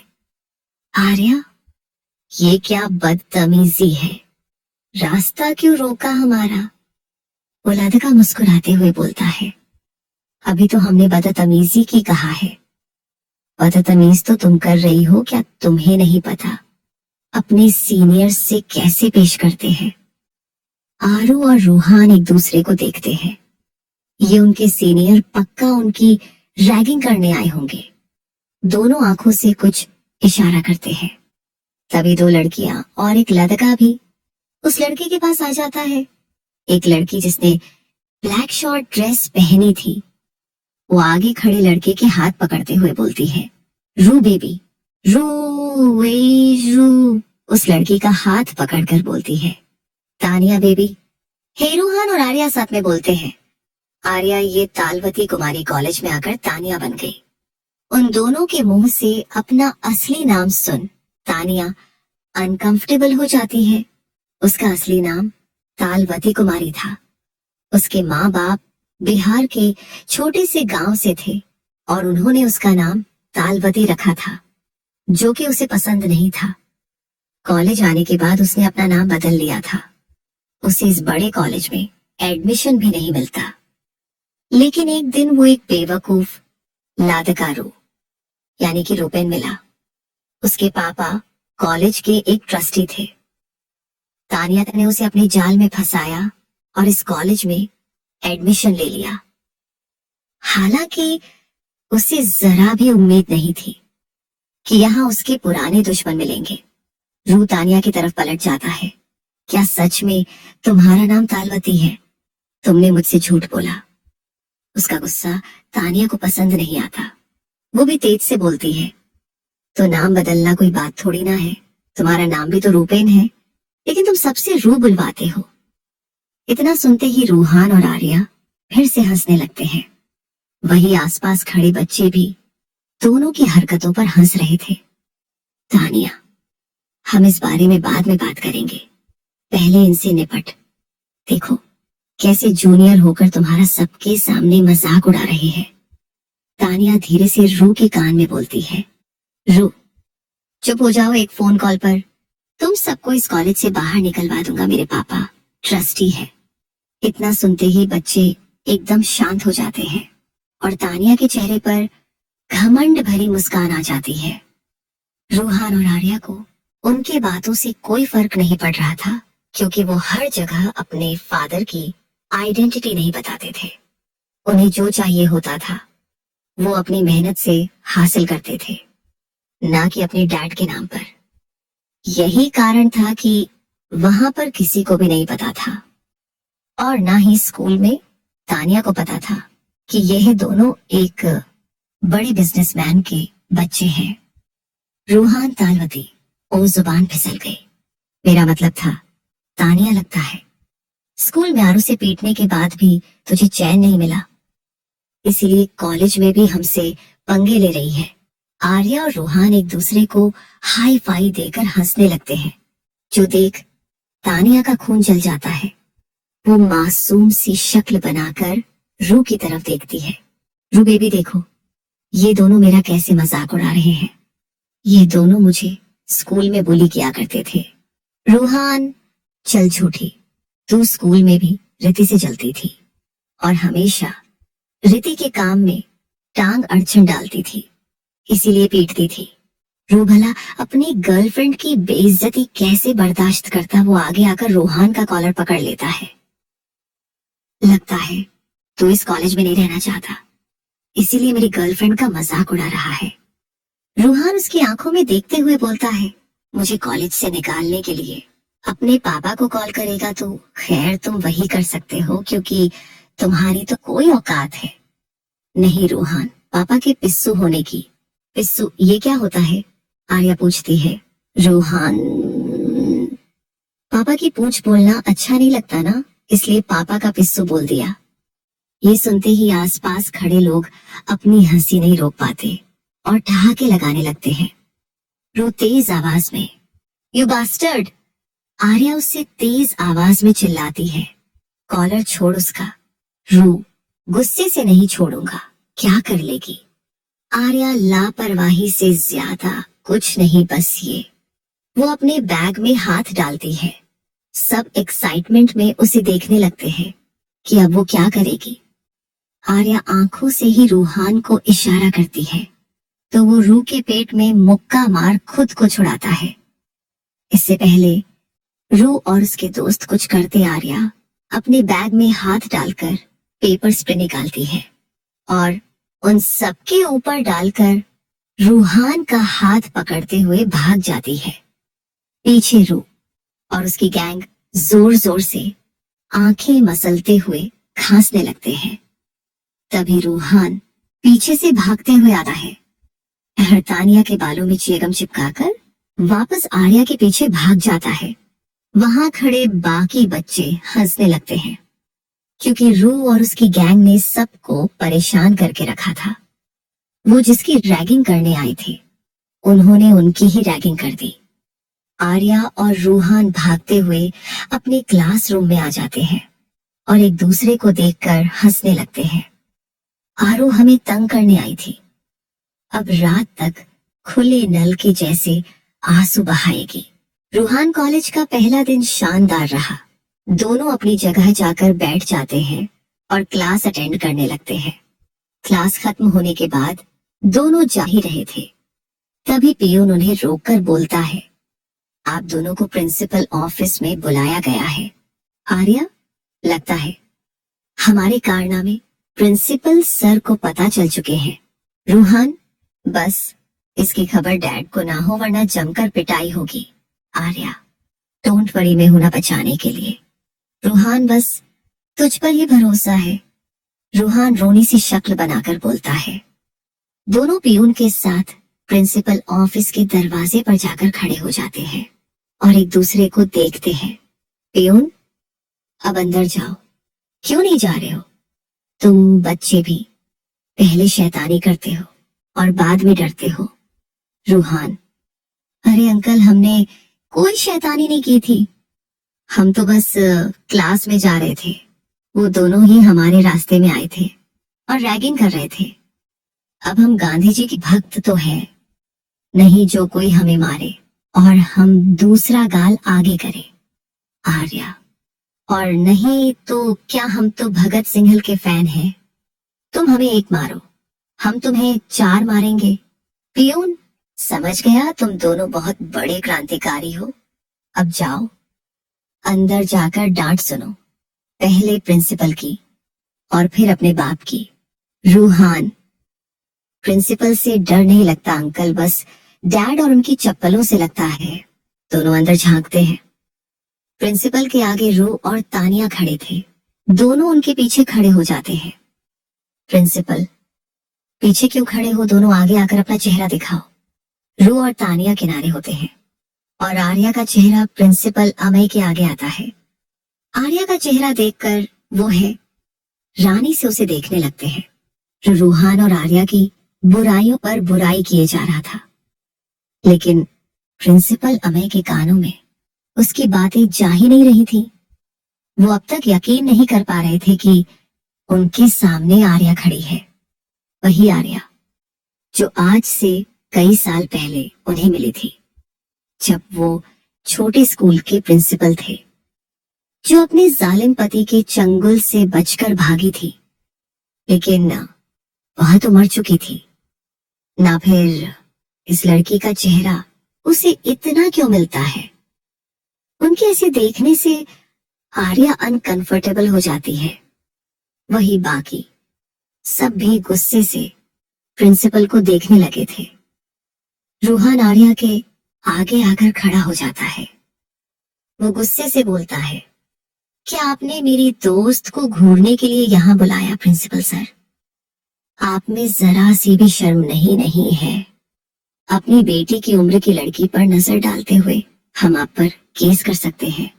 हाँ, बेटी की उम्र की ये लड़की आर्या नहीं हो सकती, प्रिंसिपल अमय के मन में आता है और वो अपने होश में आते हैं। अमय, सॉरी, तुम सब मुझे गलत समझ रहे हो। मैं बस इस लड़की की शक्ल देखे हैरान हो गया था। आर्या, क्यों मेरी शक्ल पर क्या आपका कोई छुपाया हुआ कांड लिखा है जो आप शॉक हो गए? अमय, तुम्हारी शक्ल बहुत हद तक मेरी एक पुरानी दोस्त से मिलती है, जिसको गुजरे समय हो गया, इसलिए अचानक से देखा तो है, रान हो गया। और तुम भी जानकर रान होगी कि उसका नाम भी आर्या का था। क्या सच में? पर मैं कैसे मान लूं? आर्या बोलती है, रूहान, आपकी बातों से ही लग रहा है आप बहाने बना रहे हैं। अमय धीरे से बोलते हैं, बस इस लड़की की शक्ल ही आर्या से मिलती है, हरकतें बिल्कुल भी नहीं। कहाँ वो ठंडा पानी और कहाँ ये खौलता ज्वालामुखी। अमय अपने फोन में आर्या की फोटो निकालते हैं और उसे दिखाते हैं। जो देख सब है रान हो जाते हैं। वो तस्वीर देख न जाने क्यों आर्या को कुछ अजीब सा महसूस हो रहा था।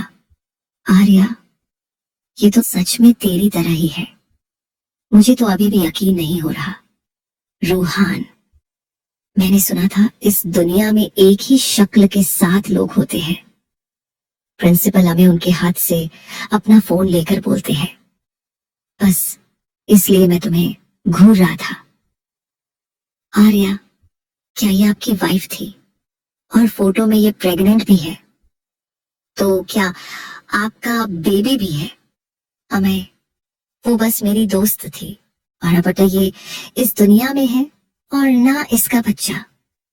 ये सुनते ही आर्या के चेहरे पर उदासी छा जाती है। तानिया, जो इतनी देर से ये तमाशा देख रही, थोड़ा तेज आवाज में बोलती है, सर, आपने इन्हें जान पहचान बढ़ाने के लिए बुलाया है या फिर सजा देने के लिए? देखिए ना, इन दोनों के, मेरे और रू बेबी। प्रिंसिपल उसे घूर कर देखते हैं। मेरा मतलब था रूपेन, रू पर पेपर स्प्रे डाला और मेरे बालों में च्युइंगम भी चिपका दिया। वो अपने उलझे बालों का गुच्छा दिखाते हुए रो पड़ती है, क्योंकि उसे उसके बाल बहुत प्यारे थे। 2 दिन पहले ही तो उसने रू के पैसे से महंगे सैलून में जाकर हेयर कट जो करवाया था। रू, यस सर, आप इन्हें पनिशमेंट दीजिए। आर्या, अगर हमें पनिशमेंट मिलनी चाहिए तो तुम्हें भी मिलना चाहिए, क्योंकि पहले तुम दोनों ने आकर हमारा रास्ता रोका और हमारी रेगिंग करने की कोशिश की। रू, क्या सच में?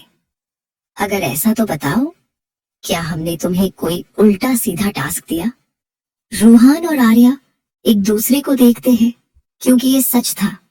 रू ने बस उनका रास्ता भी रोका था, लेकिन तानिया से उनका झगड़ा हो गया और उन्होंने ये सब कांड कर दिया। दोनों सिर झुकाए खड़े हो जाते हैं। प्रिंसिपल अमय, तुम दोनों रुपेन और तानिया को सॉरी बोलो। आज पहला दिन है।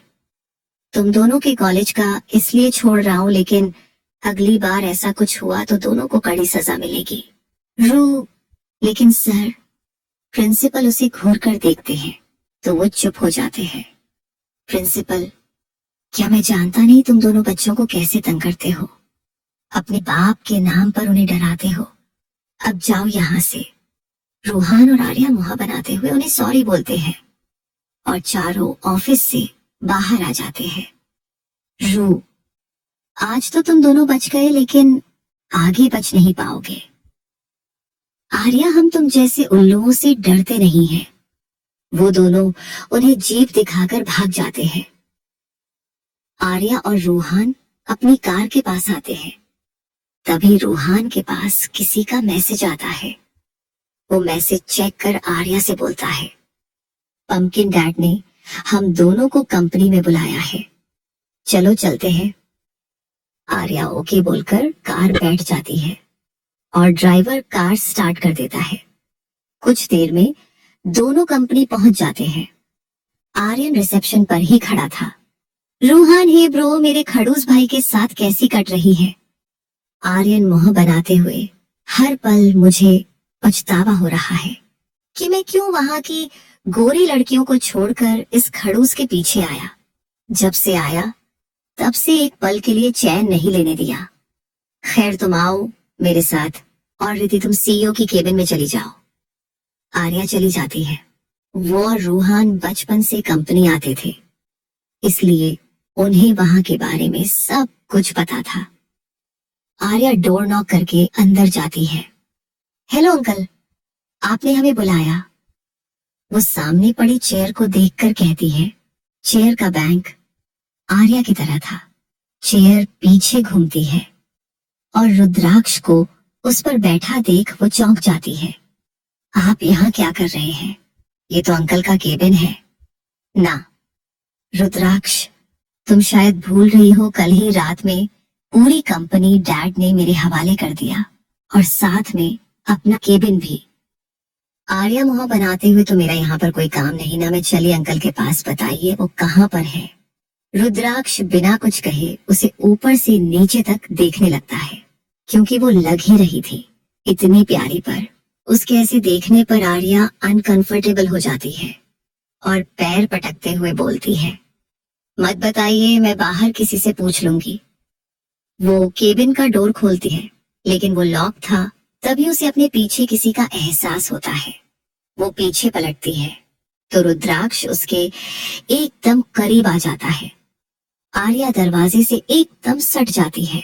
उसकी हाइट कम थी, इसलिए वो अपना सिर ऊपर करके रुद्राक्ष को देख रही थी। वही रुद्राक्ष भी उस पर झुका हुआ था। उसके परफ्यूम की खुशबू आर्या को अट्रैक्ट कर रही थी। रुद्राक्ष उसके थोड़ा और करीब आ जाता है तो आर्या हकलाने लगती है। ये आप क्या कर रहे हैं? मैं क्या कर रहा हूँ? आप मेरे अपने इतने करीब क्यों आ रहे हैं? तो तुम मुझसे इतना दूर क्यों भाग रही हो? मैंने सुना था तुम किसी से नहीं रहती, लेकिन देखो मेरे आगे कैसे भीगी बिल्ली बनकर खड़ी हो। बस इतना सुना था कि आर्या के अंदर का जोश बाहर आ जाता है। वो रुद्राक्ष के सीने पर हाथ रख उसके कॉलर को पटक लेती है और उसके थोड़ा करीब आ जाती है। मैं किसी से नहीं डरती और आपसे तो बिल्कुल भी नहीं, पर मैं आपसे बात करके अपना समय नहीं बर्बाद करना चाहती, because I hate you but I love you. Rudraksh के मुंह से निकलता है। इतना सुनना था कि आर्या के हाथ से उसका कॉलर छूट जाता है और वो आंखें फाड़े है रानी से उसे देखने लगती है। क्या क्या कहा आपने? वो हकलाते हुए पूछती है। मैंने कहा आई लव योर आइज। नहीं, आपने ये नहीं कहा था। रुद्राक्ष, अच्छा तो मैंने क्या कहा? आर्या, आपने कहा आई लव यू। रुद्राक्ष, क्या तुम मुझे प्रपोज कर रही हो स्वीट हार्ट? आर्या फ्रस्ट्रेशन से अपना सर हिलाते हुए बोलती है। क्या बकवास कर रहे हैं आप? मैं आपको क्यों प्रपोज करूंगी? रुद्राक्ष, पर तुमने अभी मुझे आई लव यू कहा। आर्या इस बार अपना पैर गुस्से से उसके पैर पर पटकती है। मुझे चिढ़ाना बंद करिए। मैंने आपसे आई लव यू नहीं कहा और ना ही इस जन्म में कभी कहूंगी। इस जन्म में क्या किसी भी जन्म में मैं ये नहीं कहने वाली। सुना आपने? ये सुन रुद्राक्ष के चेहरे पर आई नौटी मुस्कान सिमट जाती है और उसे पिछली जिंदगी याद आ जाती है, जहां आर्या ने कभी मन से उसे अपनाया नहीं था, बल्कि उसने ही हर बार जबरदस्ती आर्या को मजबूर किया था। हाँ, वो आर्या को इस जन्म में ही पाना चाहता है, लेकिन जबरदस्ती नहीं। वो तुरंत पीछे हट जाता है और आर्या की तरफ पीठ करके बोलता है, डोर ओपन है, तुम जा सकती हो। आर्या उसके बदलते मिजाज देख थोड़ी हैरान थी। वो पैर पटकते हुए बाहर चली जाती है और साथ ही उसका बड़बड़ाना चालू था। समझते क्या है, ये खुद को मैंने साफ साफ सुना था, इन्होंने मुझे आई लव यू कहा था। और फिर अपनी बात से पलट गए। हो पलटू कहीं के पहले कितने सीधे साधे थे और अब शैतान बनकर लौटे हैं। अगर ये शैतान है तो मैं महाशैतान हूं। जितना ये मुझे तंग करेंगे उसका दुगना मैं इन्हें करूंगी। तभी वो सामने से आते रूहान से टकरा जाती है। आह, देख कर नहीं चल सकते क्या? वो रूहान पर चिल्लाती है। रूहान, शांत हो जाओ पम्पकिन, इतना भड़क क्यों रही हो? आर्या, तुम्हारे भाई की वजह से उन्होंने मेरा दिमाग खराब करके रखा है। पता नहीं खुद को समझते क्या है और उनकी हिम्मत कैसे मुझे आई लव यू बोलने की। क्या क्या कहा तुमने? रूहान तेज से चीखता है। आसपास खड़े लोग भी उन दोनों को देखने लगते हैं तो रूहान उन्हें सॉरी बोलकर आर्या को खींचते हुए कोने में ले जाता है। क्या कहा तुमने भाई ने? तुम्हें आई लव यू कहा? आर्या, मुझे लगता है उन्होंने ये कहा था, लेकिन जब मैंने उनसे पूछा तो वह अपनी बात से पलट गए।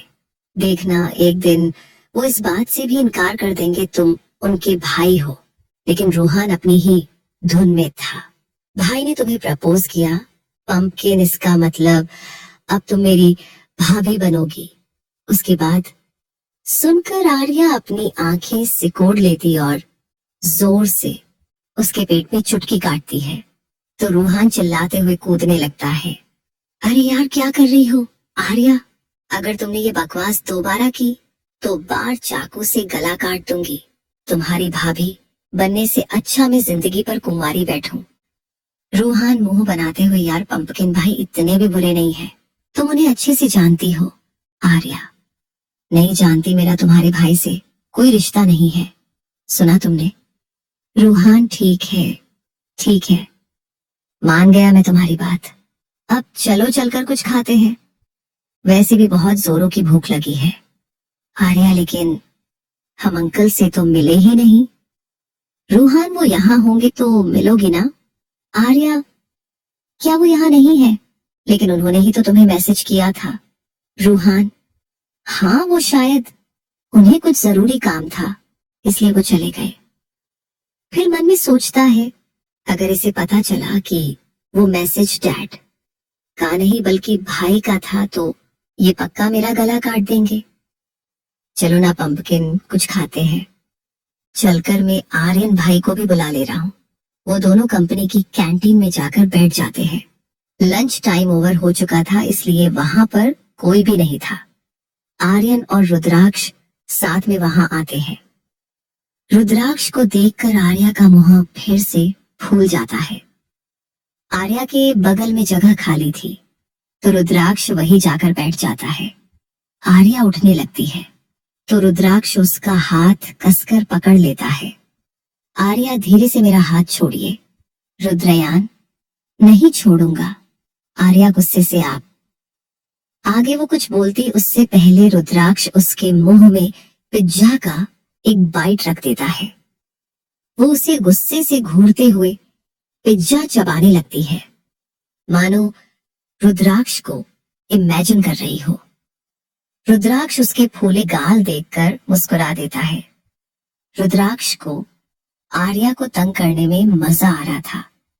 रूहान, क्या हुआ भाई, आप इतना मुस्कुरा क्यों रहे हो? रुद्राक्ष, कुछ नहीं, बस एक मजाक याद आ गया था। आर्या जोर से अपनी हील्स उसके पैरों पर पटकती है लेकिन रुद्राक्ष को जरा भी फर्क नहीं पड़ता। वो उसे गुस्से से घूरते हुए अपनी हील्स को जोर जोर से उसके पैर में छुभने लगती है लेकिन रुद्राक्ष शांति से बैठा रहता है, मानो कुछ हुआ ही ना हो। थक हार कर वो खुद ही अपना पैर हटा लेती है। किसी ने सही कहा है, पत्थर पर सिर पटकने से अपना सिर ही फूटता है। पत्थर वैसा का वैसा ही रहता है।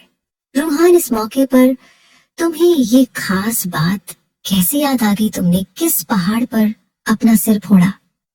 आर्या, जाने दो, यही बात तुम्हारे छोटे से दिमाग में नहीं घुसेगी। वह लोग साथ में लंच करते हैं। आर्यन और रुद्राक्ष को मीटिंग में जाना था, वो वहां चले जाते हैं। वहीं आर्या और रूहान घर आ जाते हैं। ऐसे पूरा दिन बीत जाता है।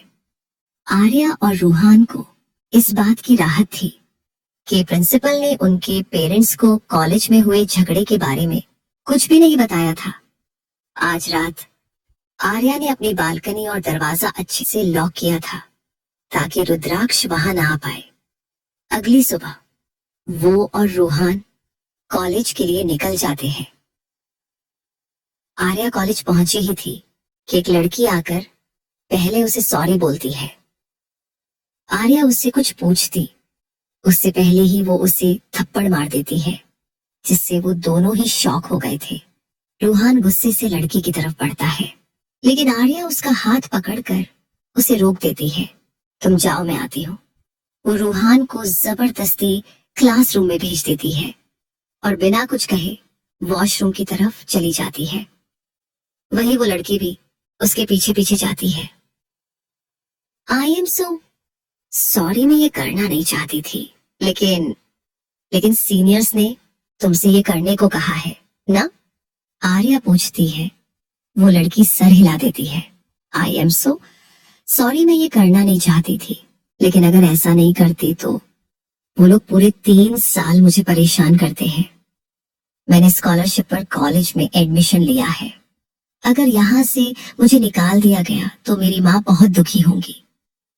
आर्या उसे ऊपर से नीचे तक देखती है। सिंपल से सलवार सूट, बालों की चोटी, कानों में छोटे छोटे झुमके और माथे पर बिंदी। वो सचमुच बहुत सी थी, साथी लग रही थी। आर्या, इट्स ओके, उन सीनियर्स को मैं देखूंगी। प्लीज तुम ऐसा मत करना, वरना वो तुम्हें भी कॉलेज से निकलवा देंगे। वो बहुत पावरफुल है और इस कॉलेज के ट्रस्टी के बेटे भी है। आर्या अपने चेहरे पर फाउंडेशन लगाते हुए बोलती है। होंगे ट्रस्ट के बेटे, लेकिन ये कॉलेज ही मेरे बाप का है। क्या मतलब? वो लड़की पूछती है। आर्या कुछ नहीं। वो लड़की अपना हाथ आगे करके कहती है, मेरा नाम रूही ठाकुर है। आर्या भी उससे हाथ मिलाकर बोलती है, हेलो, मेरा नाम आर्या है। बीबीए फर्स्ट ईयर मेरा भी। रूही बोलती है। कौन सा सेक्शन? 3rd। रूही, मेरा भी। फिर चलो साथ में चलते हैं। वो दोनों क्लास की तरफ चल जाता है। तभी रुपेन अपनी तालवती के साथ, यानी रू और तानिया, उनके रास्ते में आकर खड़े हो जाते हैं। उन्हें देखकर रूही तो आर्या के पीछे छुप जाती है, क्योंकि वो थोड़ी डरपोक किस्म की थी। रू, सुना है आज कॉलेज की मिस ब्यूटीफुल को किसी लड़की ने जोर का थप्पड़ मारा। आर्या, सही सुना है तुमने। थप्पड़ तो मुझे लगा, लेकिन उसकी गूंज तुम्हें अपने कानों में सुनाई देगी। बस इंतजार करो। तानिया देखते हैं। आर्या, जरूर तालवती जी इतना सुनना ही था कि तानिया मुंह बना लेती है, क्योंकि उसे यह नाम जरा भी पसंद नहीं था। आर्या जब रूही के साथ क्लास में इंटर करते हैं तो रूहान उन दोनों को आंखें सिकोड़ देखने लगता है। आर्या उसके पास जाकर बोलती है, ऐसे उल्लू की तरह क्यों देख रहा है? रूहान रूही को घूरते हुए बोलता है, ये लड़की तुम्हारे साथ क्या कर रही है? वैसे तुमने इसे सबक सिखाया या नहीं? आर्या, उसकी कोई जरूरत नहीं है। ये सब हमारे सो कॉल्ड सीनियर और उनकी अगली गर्लफ्रेंड का किया धरा है। उन्हें तो हम बाद में देख लेंगे। रूहान, लेकिन फिर भी इस लड़की ने तुझे थप्पड़ मारा। आर्या, अब तू चुप हो जा, वरना मैं तुझे थप्पड़ मारूंगी। रूही, तुम मेरे साथ आकर बैठो। रूहान, तुम्हारे साथ तो मैं बैठा हूं ना। आर्या, आज से तुम हमारे पीछे बैठोगे। रूहान, रिति, तू इस लड़की की वजह से अपने बचपन के दोस्त को खुद से दूर कर रही है। अगर मैं गया तो वापस नहीं आऊंगा। आर्या, अरे तो जा रे। वो जिस अंदाज में बोलती है, रूही को हंसी आ जाती है। रूहान उसे गुस्से से घूरता है। तुमने मुझसे मेरी दोस्त को छीना है, मैं तुम्हें छोड़ूंगा नहीं। आर्या उसका बैग उसके ऊपर फेंकती है। रूहान मुंह फुलाते हुए पीछे पीछे बैठ जाता है। रूही, मेरी वजह से तुम्हारा दोस्त गुस्सा हो गया। आर्या, ऐसा कुछ भी नहीं है, हम दोनों की लड़ाई चलती रहती है। तुम आराम से पढ़ाई करो। बैक टू बैक क्लासेस के बाद तीनों थक चुके थे। वो कैंटीन जाकर बैठ जाते हैं। रूही उनके साथ आने में घबरा रही थी, क्योंकि यहाँ की कैंटीन भी काफी महंगी थी और जिसका खाना वो अफोर्ड नहीं कर सकते थे। लेकिन आर्या अपनी दोस्ती का हवाला देकर उसे यहाँ लाई थी। रूहान का मुंह अभी भी बना हुआ था, लेकिन वो आर्या को अकेला नहीं छोड़ सकता था। कुछ देर बाद वो अपने अपने घर चले जाते हैं। रूहान, पंपकिन आंटी तो घर पर है नहीं और मम्मा भी नहीं है, तो मेरे साथ घर चलो, हम मैगी खाएंगे और हॉरर मूवी एंजॉय करेंगे। आर्या, प्लान तो अच्छा है और इस वक्त वो खड्डस भी घर पर नहीं होगा। उनकी वजह से मैं 2 दिन से अंकल आंटी से मिलने नहीं आई। वो रूहान के साथ सिनेल हाउस चली जाती है। सिनेल हाउस में आर्या के लिए अलग कमरा था, जहां पर उसकी जरूरत का सारा सामान था। आर्या फ्रेश होकर लोअर टी शर्ट पहनकर फोन चलाते हुए कमरे से बाहर आ जाती है। तभी उसका सर किसी से टकराती है। ये खंबा बीच में कैसे आ गया? वो अपना सर सहलाते हुए ऊपर देखती है तो उसके चेहरे का रंग उतर जाता है, क्योंकि उसके सामने रुद्राक्ष कैजुअल कपड़ा में खड़ा था। आप इस वक्त यहाँ क्या कर रहे हैं? आपको तो ऑफिस में होना चाहिए था। रुद्राक्ष, मेरा घर है, जब चाहे आ सकता हूँ। आर्या, सही कहा, आपने में ही जाती हूँ। वो जाने लगती है, लेकिन रुद्राक्ष उसका हाथ पकड़कर अपने करीब खींचता है। आर्या, छोड़िए, मुझे जाने दीजिए। रुद्राक्ष बिना कुछ कहे उसे अपनी गोद में उठा लेता है। आर्या, छोड़िए मुझे, वरना मैं अंकल से आपकी शिकायत कर दूंगी। रुद्राक्ष पर उसकी बातों को जरा भी फर्क नहीं पड़ता। वो आर्या को लेकर अपने कमरे में आता है और दरवाजा बंद कर लेता है। आर्या, क्या कर रहे हैं आप? रुद्राक्ष अपना रुमाल निकालकर उसका गाल रगड़ने लगता है तो आर्या की सिसकी निकल जाती है, क्योंकि रूही का थप्पड़ वाकई में बहुत जोरों से लगा था। रुद्राक्ष की आंखें डार्क हो जाती हैं। वो दांत पीसते हुए बोलती है, किसकी हिम्मत हुई तुम पर हाथ उठाने की? Tell me. आर्या, नहीं बताऊंगी क्या कर लेंगे आप। मैं तुम्हें किस करूंगा? क्या? आर्या है, रानी से उसे देखने लगती है। आई हेट यू।